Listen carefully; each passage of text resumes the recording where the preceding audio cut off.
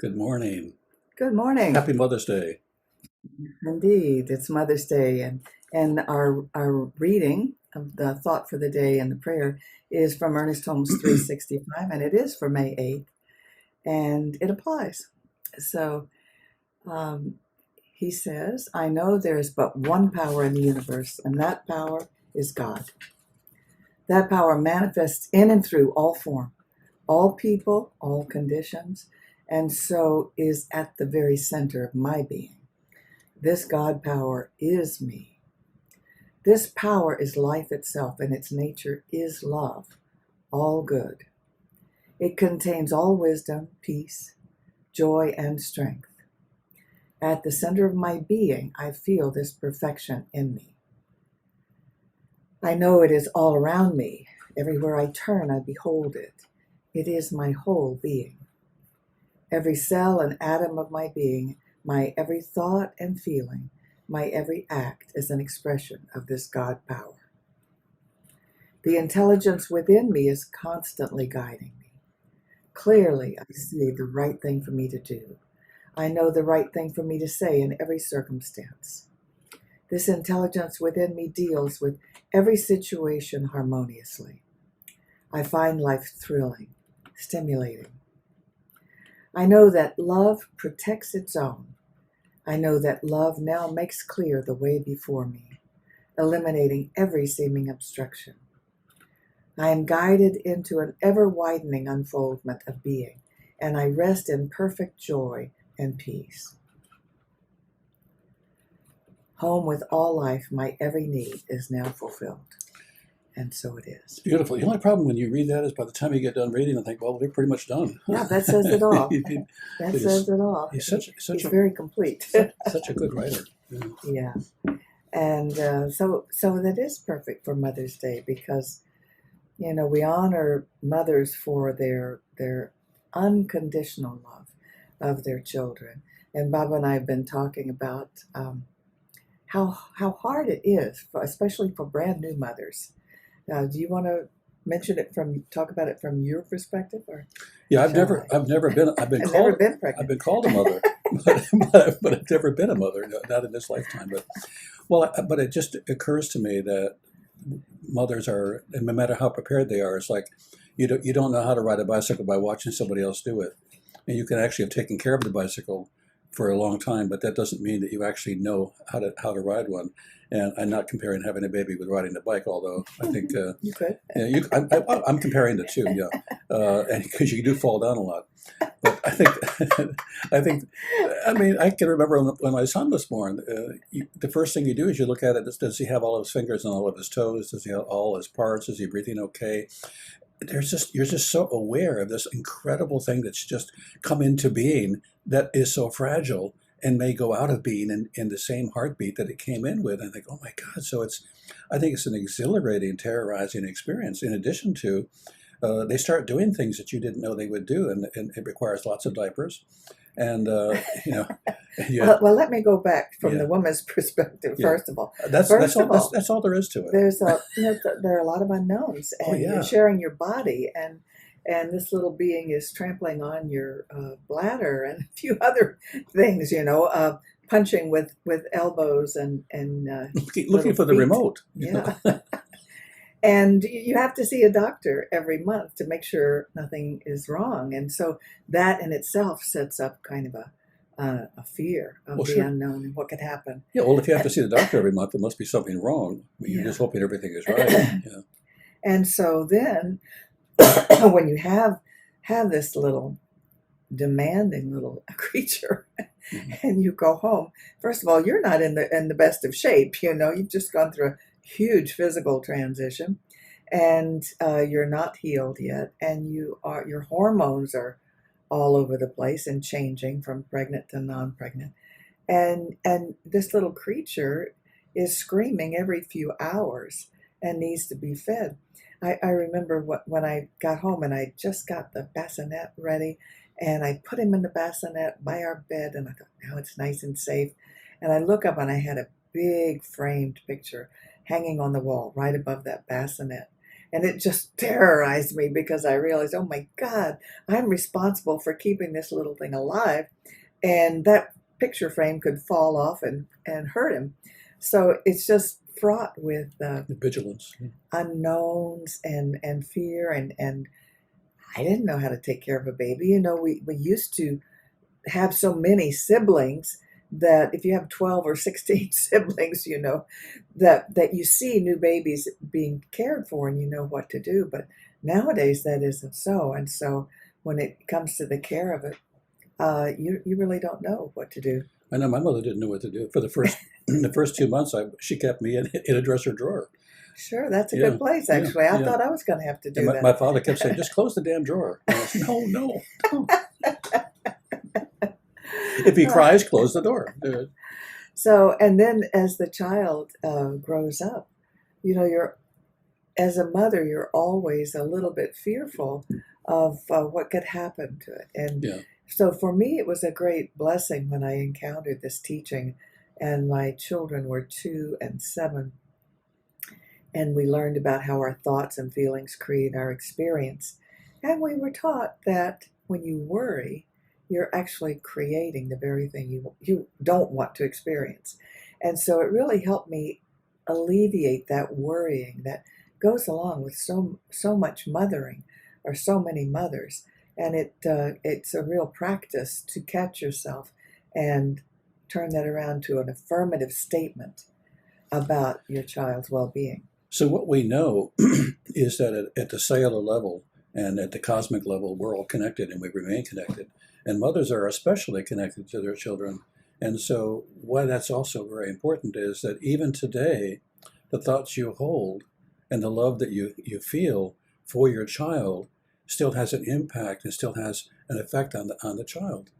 And we know that when we've read more than one time, and I'm sure you've read it too, where a child has an accident and the mother wakes up in the middle of the night aware of the accident, or in some cases even more than that. But I've done that. yeah, so if we're connected at that level, where when tragedy strikes, we're aware of it. When love strikes, they're aware of it as well.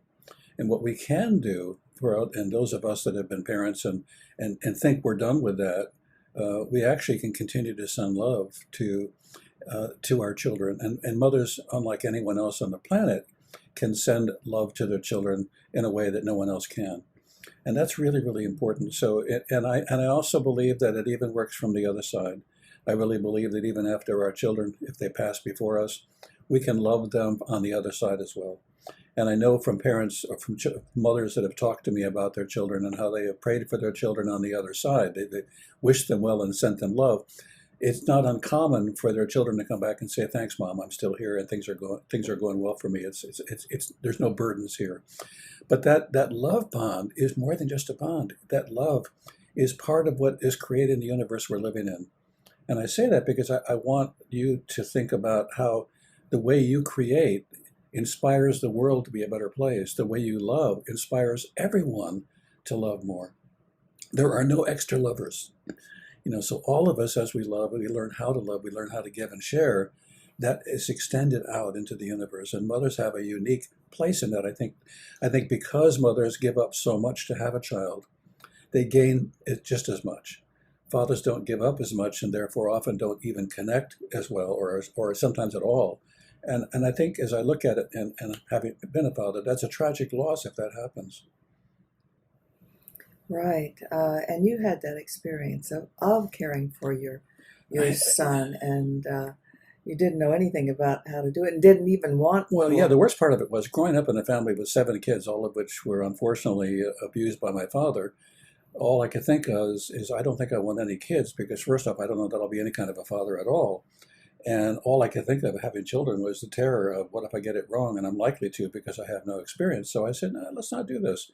And we waited a very long time. We almost waited too long to have a child. And the day that he was born and put into my arms, he was mine. And I actually think that many times during the course of years, he was more mine than his mom's. And how that happened, I cannot explain other than that love that moms feel, dads can feel too, if they allow themselves to feel it. And that moves me to another little thing I want to share before Judith takes over and shares a lot more than I can about motherhood, though. I really believe that the feminine and the masculine is like a symphony orchestra. And every instrument represents an aspect of that symphony. And there are no instruments that a man or a woman can't play. But we have been taught that there are certain instruments that the men play and certain instruments that the women play. And the truth is, in a fine symphony, you find women playing the drums as well as playing the saxophone and the clarinet. In the world we live in, very often, if women don't play a violin or a piano, there's something wrong with them, and that's all. There may be a flute because it's not too heavy. I mean, those stereotypes. And why I think that's also important is that when men take up the flute, if we're not careful, we can say, no, no, that's not a man's kind of instrument. You need to play the drums. You need to play something heavy. And I think that's a real mistake that we make, in that we catalog feminine and masculine as two different things rather than a symphony of emotion and a symphony of connection at the level of love that allows us to express ourselves in ways that it's just difficult to imagine, but we can. And so what I want to do for the men out there is to give them permission to be as kind and loving and play as many instruments as they can in their relationship, and also understand that women have already been doing that for a very long time. Yeah, they sure have. Well, and that's why we call that principle of this unconditional love, we call it the divine feminine. Yeah. And because we do believe it comes from God, it's instilled in us by God, and that men have it as well, although they haven't always exercised as much. They didn't think it was their role. They thought their role was to discipline and teach. But in today's culture, as men, as they participate more in childcare, they actually connect more and enjoy that bonding with the child. But I wanted to start by reading something written by Evan Hodgkins from the School of Alchemy. I don't know him, but I love this quote. "The quality of God that gives of itself, nurtures life, and holds everything together is pure love. Unconditional love, and the model we've been given for this way of living and loving, is motherhood. The only thing that gives us a chance to love as God loves is the fact that the feminine is within us, all of us. This is the magic of motherhood, of the Divine Mother. It is a get-out-of-jail-free card. The feminine liberates us from our prisons of feeling separate from one another, of living in fear and judgment. That's why we call it the Divine Feminine, Divine Motherhood. A mother's love is so complete, so nourishing, it can only be God loving through them." End of quote. And I know many women express this to others, not children. If they don't have children, I know many of them that are very good at expressing it to their friends and their pets and their animals. And their professions. And their families and their professions. And so that's a wonderful thing. It doesn't have to be with offspring of your own. That divine feminine, that love is an attribute that we all enjoy receiving as well as giving. I don't know whether it's on HBO or Showtime, and I'm going to mention it now because I might forget it otherwise. But it's a wonderful black and white movie made this year called Come On, Come On. And what I loved about it, I mean, it's a little slow in the beginning, so you have to bear with it. But it wasn't slow from the standpoint of being a therapist and a minister. But for some people, this is kind of slow. It is so powerfully accurate about motherhood, and also about a man who is so shut off that he learns from a 9-year-old how to feel. And the 9-year-old is actually a teacher for both of them in many different ways. And I think it's a wonderful movie, and I highly recommend it if you get a chance to watch it. If it's not on HBO or you don't have HBO, you probably get it on Netflix. Yeah, and I think he always felt, but he didn't know how to talk about his feelings, how to express his feelings, how to connect with others through feelings. And so it was beautiful. That's a very, very, very good point. I think women, mothers, often are our teachers, teaching us how to express ourselves, because we actually often don't get that training. Right. When I was growing up, I learned how to fight with my peers. I learned how to defend. I did exactly what I think most animals do in the wild, is that they play fighting so that they can defend themselves in the future and protect their turf. And so men are often taught, our job is to protect ourselves at the expense of other people. And the mother's job is to figure out how to bring it all together and to generate love. So I think any men out there, we can definitely and need to learn from women who have mastered that, because that's an area of mastery that unfortunately I think often men don't have. I'm so impressed every time I get together with men that they do a lot of backslapping, sarcastic put Putting each other downs, down. putting each other down, all done quote in good humor. But actually it's just a recreation of I'm on top and you're not. And all the women can do that, and I think have done that also because they've also been taught that that's something that is something they do in business. It's not their nature. And I don't think it's a man's nature either, but I think we're taught to do that. Yeah, I do too.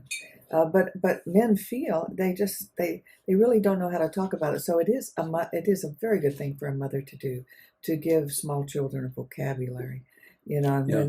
and even ask questions. Are you feeling angry? Are you feeling sad? Give them a word for it, because when they have a word for it, they can better talk about it, and also give them permission to feel all their feelings. We often don't like it when they're mad. We don't like it when they throw tantrums and things. But if we give them a word for it and talk about why they're upset or angry, again, it helps them work through it, because all of our feelings we have to work through. We have to feel them. We have to express them. It's like pushing them out. And then we have an understanding about it. We were watching Finding Your Roots, and the man was a Vogue, worked for Vogue as editor. And when he was, I think, 10 or so, he was already going through Vogue magazines, which most boys don't do. And so he was there with, I think, one of his male relatives, and the grandmother's in the kitchen working.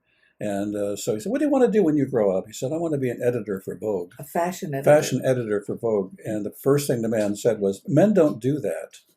And the grandmother from the other room said, "Leave him alone. Let him do what he wants to do." and he, of course, that became but he looked back at that, because he shared that on Roots, as a pivotal point in his life where he knew that how he was different was being supported. And that made all the difference. You disappeared on us there. Cool. So back to this idea that we have to feel all of our feelings. I was talking earlier about the fear that mothers feel. And everybody feels fear. And in our teaching, we've often been told that we want to change fear to faith. So fear of the unknown to faith that all will be well. And yet fear is also something that we need to process. So I have a quote by Krishnamurti, who is an Indian intellectual and spiritual teacher. And this is what he says. It says it better than anything I've ever heard. It's not that we must be free from fear. The moment you try to free yourself from fear, you create a resistance against fear. Resistance in any form does not end fear.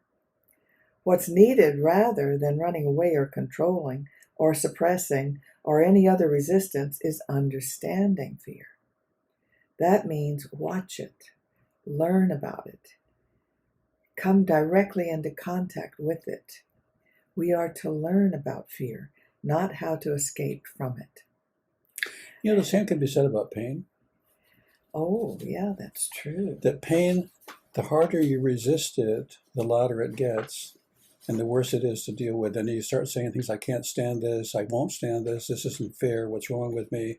As opposed to, how can I inquire into it, as awful as it is? How can I embrace it? How can I connect to it? And it sounds like the antithesis, but the truth is, what he's saying is so powerful. The resistance against something becomes part of the something you're resisting.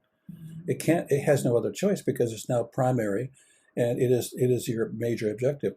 I remember I used to get migraines. I haven't for many, many years. And I remember getting a migraine when I was working days and in a hospital, and it was getting worse and worse. It was getting closer and closer to the time to go home. And I think, oh my God, I don't know if I can even make it another half an hour because this migraine is so bad. And then somebody called in sick, and the staff said, "Could you stay the extra shift?" And I said, "Yeah, I guess I can." And the headache, actually, or the migraine, got better.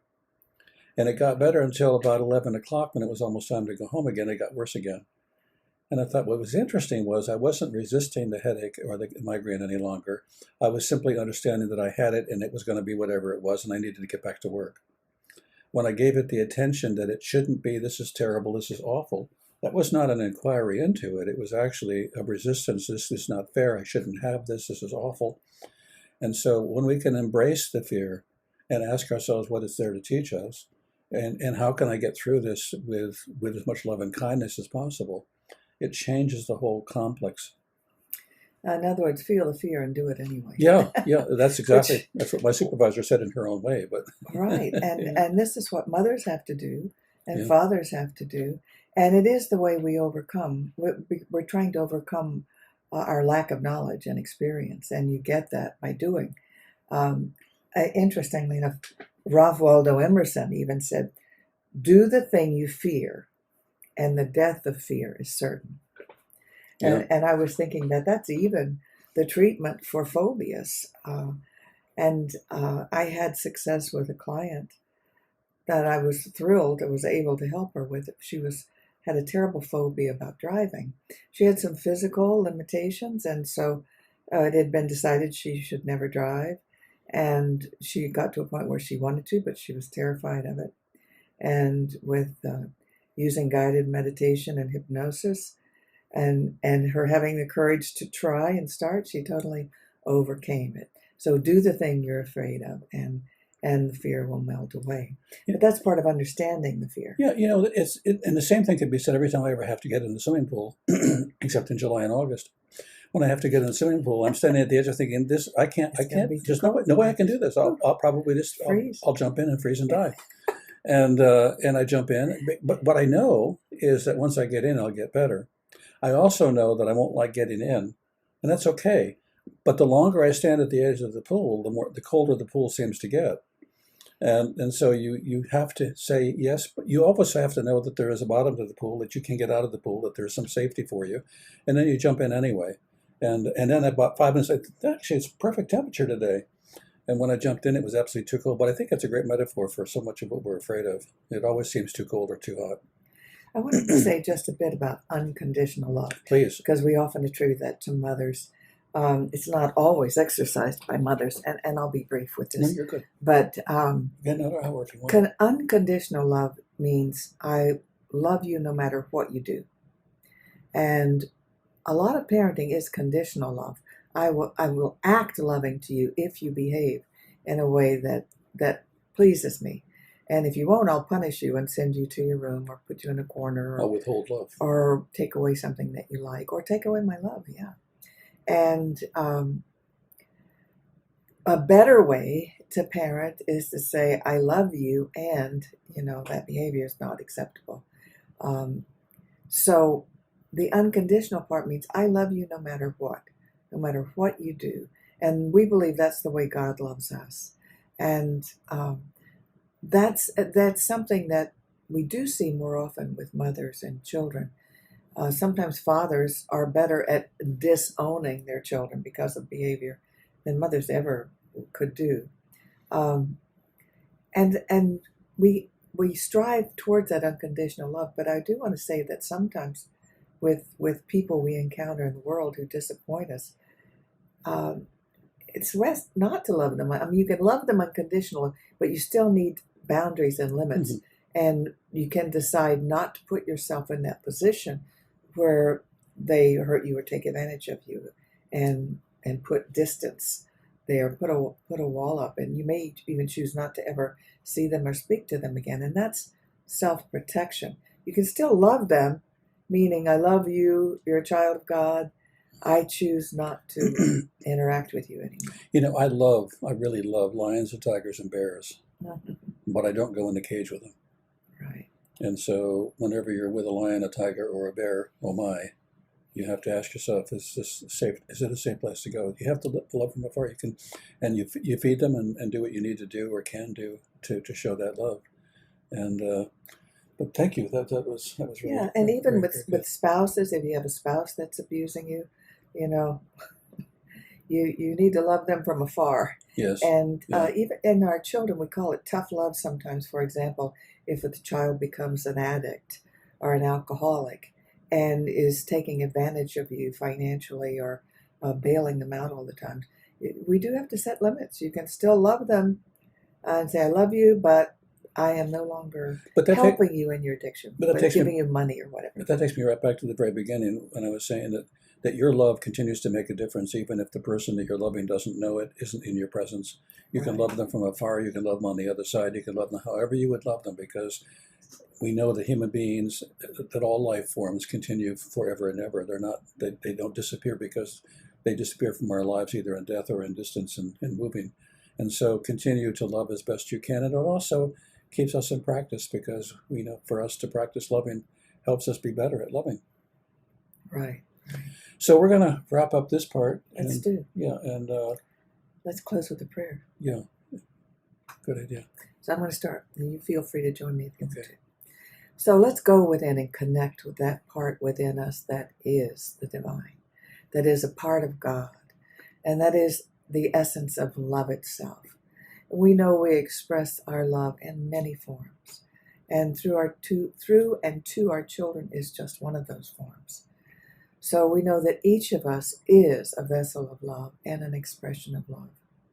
And we choose to practice it, to learn, to express it wisely, to love ourselves as well as others, and to be that expression of God love. We know that life is an extraordinary symphony with instruments far greater and far richer than we've ever suspected possible. And we know that we are here to play as many and for as long as we choose to. And as we play each instrument in this symphony of life, we learn all the delicate and wonderful parts that it has, and all of the places in which we can express who we are through that instrument. And so we are grateful for the symphony of life. We are grateful for the opportunity to share it and to play our song of love and of light. Knowing this to be so, we say thank you, and together we say, So, and so it is. And now we're going to talk about. We are going to share a screen and invite people to Oh, there it is. support this ministry and this teaching with the Center for Spiritual Living. And what we have to share with you is our website, which stands for the Center for Spiritual Living in Palm Beaches. So it's cslpalmbeaches.org. We know that many of you have set up your offerings to be automatic, and through going to this website and setting it up on under ways to donate, and we so appreciate it. And then we know some of you give monthly, and we just appreciate your continued support.